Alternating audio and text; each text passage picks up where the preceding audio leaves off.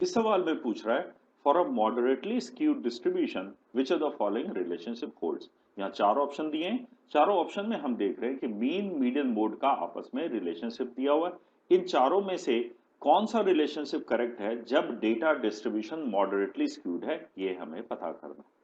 तो पहले normal distribution देखते हैं कि अगर डेटा नॉर्मली डिस्ट्रीब्यूटेड है, इसका मतलब होता है कि एक सेंटर पॉइंट है जिस सेंटर पॉइंट पे सबसे ज्यादा डेटा का क्लस्टरिंग होता है, सबसे ज्यादा डेटा अपीयर करता है, यानी एक सेंटर पॉइंट पे डेटा की फ्रीक्वेंसी सबसे ज्यादा है और इस सेंटर पॉइंट से लेफ्ट हैंड साइड में और राइट हैंड साइड में डेटा इक्वली डिस्ट्रीब्यूटेड है। नॉर्मल डेटा डिस्ट्रीब्यूशन का जो फ्रीक्वेंसी कर्व बनता है वो बेल शेप फ्रीक्वेंसी कर्व होता है। यहां नीचे मैंने bell shape frequency curve normal data distribution का बनाया।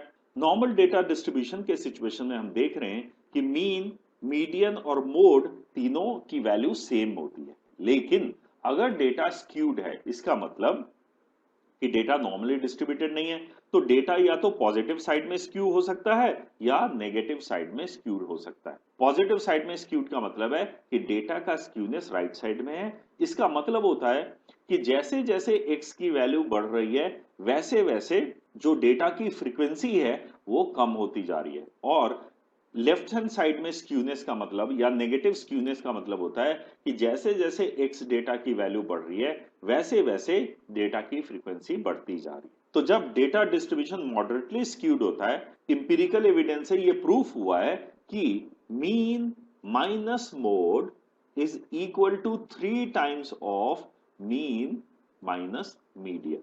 ओके, यहां पे x बार मैंने मीन के लिए यूज किया है, z मैंने मोड के लिए यूज किया और m मैंने मीडियन के लिए यूज किया। नाउ इस चीज को हम यहां पे फ्रीक्वेंसी कर्व के डायग्राम में भी देख सकते हैं कि जब डेटा नेगेटिवली स्क्यूड है, उस सिचुएशन में जो अरिथमेटिक मीन या मीन है वो मीडियन से छोटा है और मीडियन मोड से छोटा है। यानी कि जो मीन की वैल्यू है वो सबसे छोटी है, मीडियन बीच में अपीयर कर रहा है कहीं पे और मोड सबसे बड़ा वैल्यू है। मोड हमें मालूम है कि डेटा डिस्ट्रीब्यूशन में जो मोस्टली अकरिंग डेटा आइटम होता है उसको मोड कहते हैं, यानी जिसका फ्रीक्वेंसी सबसे ज्यादा होता है उसको मोड कहा जाता है। तो यहाँ पे जेड मोड है, मीडियन बीच में है, मीन सबसे छोटी वैल्यू। अगर हम डिफरेंस को देखें तो मीन माइनस मीडियन का डिफरेंस इतना है और मीन माइनस मोड का डिफरेंस इतना है। तो यहां हम क्लियरली देख रहे हैं कि डिफरेंस मोड का मीन के साथ 3 टाइम्स है डिफरेंस मीडियन का मीन के साथ। यहां पे जब डेटा पॉजिटिवली स्क्यूड था, यानी स्क्यूनेस राइट हैंड साइड में था, तो यहां पे देख रहे हैं कि मीन की वैल्यू सबसे ज्यादा है, मीडियन की वैल्यू बीच में है और मोड की वैल्यू सबसे कम है। और यहां पे भी क्लियरली देख रहे हैं कि जो मोड और मीन का डिफरेंस है वो 3 टाइम्स है मीडियन और मीन के डिफरेंस के। तो रिलेशनशिप यहां पे